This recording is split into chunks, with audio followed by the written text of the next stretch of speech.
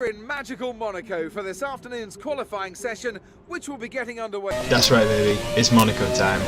Welcome back to career mode, everybody. And yeah, it's championship season time, classic championship season time, and we are at Monaco. And I believe, looking at my preview up ahead, this is a night race, which should be quite interesting. So we saw last time out that this car was good in the last section of the Spanish Grand Prix, the last sector.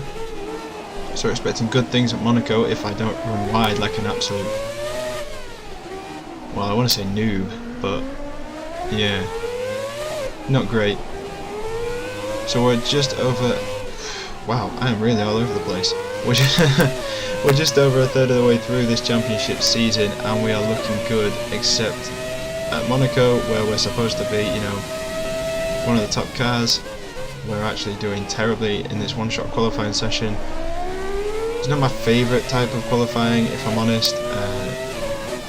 You know, if you screw it up, you're nowhere. You're absolutely nowhere. But we managed to claw back up to P7 as we come through the swimming pool complex and into Rascasse. Is that Rascasse or is this Rascasse? Somebody will correct me. Somebody correct me in the comments. Which one's Rascasse? Coming across the line, it's going to be P8 for the Monaco Grand Prix, and I don't think that's too bad. That puts us right in the middle of the pack to compete for tomorrow. Okay, don't try anything silly into one. It's going to be crazy in there. Just do your best to stay out of trouble. Okay, Jeff, it's going to get crazy in there. Alright, 5 lights, and we are underway for the Monaco Grand Prix at night time, which is quite a spectacle to see. Dived up the inside coming into turn 1, keep our nose clean, and up into P6 off the line. Let's have another look at that. So we tried to look down the inside and then dived straight up the inside of these two Williams cars who were squabbling, too wide for all three of us, and they have to give the position to us. Up the hill, the McLaren and the Williams up ahead banging wheels together. Let's see if we can pick these off, dropping it when we drop down past the hotel section. Across the bump, which is extra defined on this game compared to previous games. Nicely at the inside of the Williams there, and down into the hairpin. Nearly impossible with the 2017 cars, but we have no trouble in this Williams. Coming down, there's a plane flying overhead. There's a plane flying overhead, if you can hear that on the mic, I apologise. Through the tunnel and drop it down. Through the chicane, flip the barriers nicely, don't take too many liberties, keep the car together. Down into the swimming pool complex, full throttle, it's hard on the brakes, and down into the final two corners. I'm not even going to try and name them because I don't even know them. I've been watching Formula 1 for so long and I still don't even know the names of the Monaco corners, which is just embarrassing. And that's lap 1, pretty much, guys. It's as easy as that. We are up against both McLarens, well, all 4 McLarens, but we are crucially at the top of the Williams list, which is where we want to be. It's where we want to be competing at. So yeah, that's not a bad first lap, really. Drop it down purple in the first sector. Pretty standard. Down into the hairpin. These Mercedes don't seem, McLaren Mercedes don't seem to be pulling too far ahead of us this time round. Keep it clean and drop it through the tunnel. Car sounds incredible coming through here. This is where they pull away a little bit, but we should be able to drop it back down into the chicane. Gain a bit of time on them, cut the corner nicely, but not too much so that you get a penalty.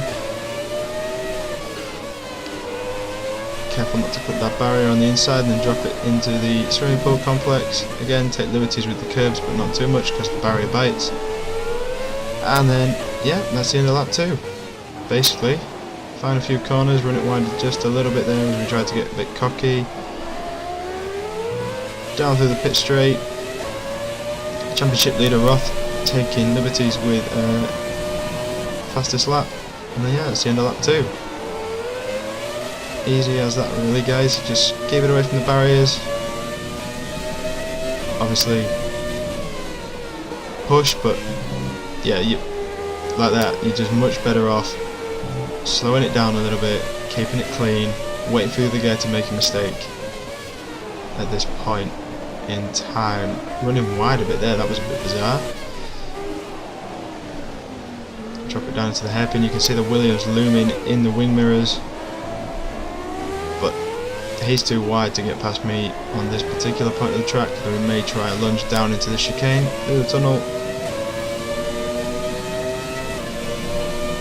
Clip that inside wall as you come through the tunnel, and it helps with you don't need to put as much steering input in. Hard on the brakes for the left-hander here. Don't take too many liberties with that barrier on the outside.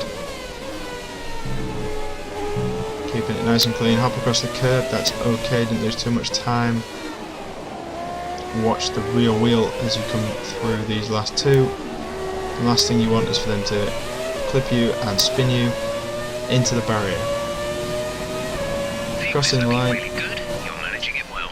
Thank you, Jeff. I try. A little brush up with the barrier there as we came through turn 1, but nothing major. These McLarens are pulling away from us just a little bit, but as long as we can keep that Williams behind us, it's not the end of the world. Oh, nearly into the barrier there, just turned in a bit too quickly. It's all about getting into a rhythm, and unfortunately when they do the one-shot qualifying on you, you don't really get that rhythm through qualifying.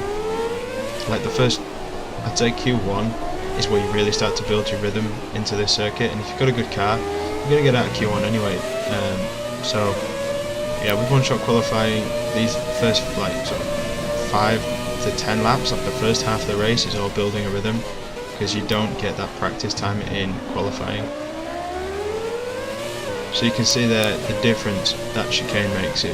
That's where we gain our time. Just clip the barrier on the inside, and that is all she wrote, folks. So you can see we came through the chicane all nicely, everything was okay. Coming up to this flick left-hander and just clip the barrier, and that sends us smack into the other one on the opposite side, and we actually take the Williams out with us as well. But I always say, you know, that's a retirement. No flashbacks are used in this career mode, and that's all she wrote, I'm afraid, folks. Yep, not much of an exciting time in Monaco at all. Out onto the podium at the end of a thrilling Grand Prix. The drama and excitement are over, and it's time to let it all sink in. Congratulations to our top 3 today. Yep, congratulations to the top 3, but not for us. No success in Monaco this time round. But I will see you next time, guys. Thank you for watching.